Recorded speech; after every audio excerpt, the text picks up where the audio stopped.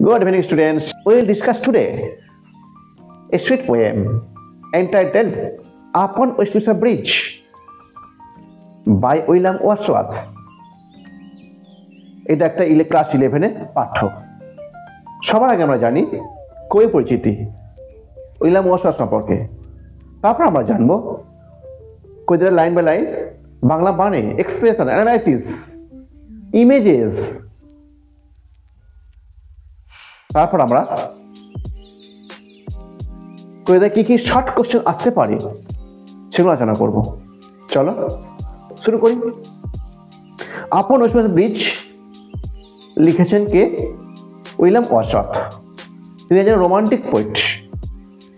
তার জন্ম হচ্ছে 1770 সালে এবং মৃত্যু হচ্ছে 1850 সালে।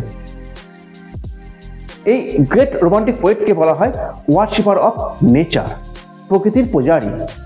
তার লেখার সব থেকে ফান্ডামেন্টাল টু ফিচার্স হচ্ছে তিনি অলওয়েজ ইউজ করতেন কমন ল্যাঙ্গুয়েজ, সাধারণের ভাষা।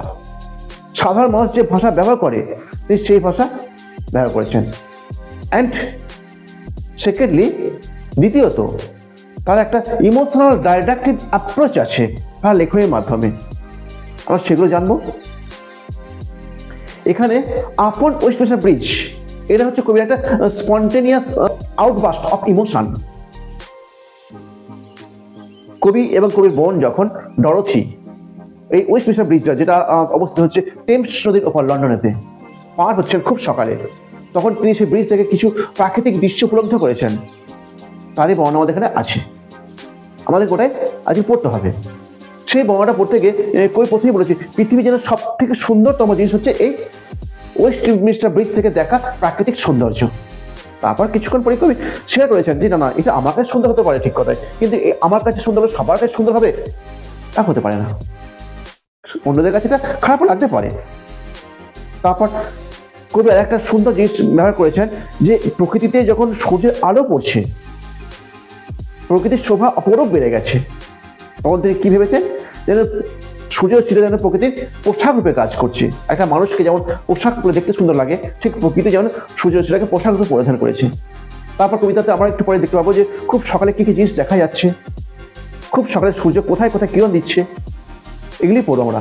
দেখি তাহলে চলো শুরু করি আমরা। তাহলে প্রথম লাইন দেখো কি, আর্থ হ্যাজ নট এনিথিং, পৃথিবীর নেই তেমন কোনো জিনিস, টু শো দেখাতে, মোর ফেয়ার আরো বেশি সুন্দর, কম্পারেটিভলি মোর ফেয়ার আরো বেশি সুন্দর। তার পরেক্ষণে দেখো কবি স্বীকার করে নিয়েছে কি, dull would he be of soul who could pass by. এই হি ওয়ার্ডটা, এই হি দিয়ে কবি ব্রিজটাকে বুঝিয়েছেন। আর এই উড হি বি আনন্দহীন হতে পারে সে বলতে ব্রিজটা অফ সোল, ব্যক্তিগুলোর কাছে, হু কুড পাস বাই যারা কবির আগে অতিক্রম করেছে ব্রিজটা, তাদের কাছে। A sight so touching in its majesty, একটা দৃশ্য এত বেশি মহিমাপূর্ণ তার মহিমায়। মানে কবির কাছে এই প্রাকৃতিক দৃশ্যটা অপরূপ লেগেছে। কবি এর থেকে ভালো সুন্দর জিনিস আর দেখেনি। The city now doth like a garment wear, the city now doth, শহরটা এখন ওই ডাথ হচ্ছে অ্যানশিয়েন্ট ফর্ম, এখন ইউজ করা হয় ডাচ রূপে। দ্য সিটি শহরটা লন্ডন শহরটা, নাও এখন ডাথ লাইক এ গার্মেন্ট, একটা পোশাকের মতো উইয়ার পরিধান করেছে। The beauty of the morning silent and bare, সকালের সন্ধ্যা হচ্ছে নীরবতায় পূর্ণ, অ্যান্ড বেয়ার মানে উন্মুক্ততা। শান্ত কেন? as the place is completely engulfed with peace and tranquility, ওই চারপাশ দৃশ্যটা সম্পূর্ণ নীরবতায় পূর্ণ হয়ে গেছে। কারণটা কি, লন্ডনবাসীদের তখন দিনের কাজ, দিনের ব্যস্ততা শুরু হয়নি। অ্যান্ড বিয়ার বলছে কেন, উন্মুক্ত বলছে কেন? এই সময় বাতাসে ধুলো ধোঁয়া কিছুই নেই, সবকিছু পরিষ্কারভাবে দেখা যাচ্ছে। কবির দৃষ্টিকে বাঁধার মতো কোনো এলিমেন্ট ওখানে নেই, ওই জন্য বলছেন বিয়ার, উন্মুক্ত, সবকিছু স্পষ্ট দেখা যাচ্ছে। দেখো,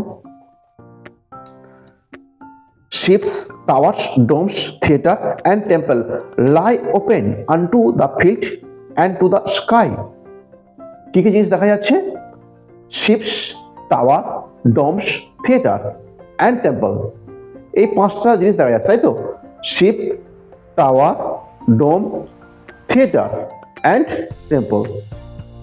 শিপ মানে জাহাজ, টাওয়ার্স মানে টাওয়ার, ডোমস গম্বুজ, থিয়েটার মানে রঙ্গমঞ্চ, অ্যান্ড টেম্পলস মন্দির লাই ওপেন সম্পূর্ণ দৃশ্যমান হচ্ছে আনটু দ্য ফিল্ড মাটি পর্যন্ত, কি থেকে? টু দ্য স্কাই আকাশ থেকে, মাটি থেকে আকাশ পর্যন্ত সবটাই দেখা যাচ্ছে। তারপর অল ব্রাইট অ্যান্ড গ্লিটারিং, সবে উজ্জ্বল অ্যান্ড গ্লিটারিং চকচকে, ইন দ্য স্মোকলেস এয়ার ধোঁয়াবিহীন বাতাসে, never did sun more beautiful steep, সূর্য এর থেকে বেশি উজ্জ্বল হয়ে কোনো কিরণ দেয়নি। ইন হিজ ফার্স্ট স্প্লেন্ডার, তার প্রথম চমকপ্রদ, ভ্যালি, রক অর হিল, সূর্য তিনখানা জায়গায় কিরণ দিচ্ছে। কোন কোন তিনটে জায়গায়?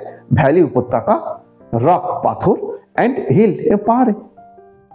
দি river glideth at his own sweet will, নদী প্রবাহিত হচ্ছে, গ্লিডেথ মিন্স ফ্লো, নদী প্রবাহিত হচ্ছে অ্যাট হিজ ওন তার নিজস্ব সুইট উইল মিষ্টি ইচ্ছায়। যখন কবি এইসব দেখার সুযোগ পেয়েছেন তখন তার ঈশ্বরের কাছে কৃতজ্ঞতা প্রকাশ করেছেন কবি। দেখো, dear God the very houses seem asleep, মনে হচ্ছে বাড়িগুলো ঘুমাচ্ছে। বাড়িগুলো কি ঘুমাতে পারে নাকি? বাড়ির লোকগুলো ঘুমাচ্ছে। The very houses seem asleep and all that mighty heart is lying still. আনডিস্টার্বলি কবি এবং কবির বোন অবজার্ভ করেছেন প্রাকৃতিক সৌন্দর্যটা ওয়েস্টমিনস্টার ব্রিজ থেকে। ওই জন্য বলছেন যে all the mighty heart is lying still. Clear হয়েছে? এবার দেখেন কি কোশ্চেন হতে পারে। First question, what is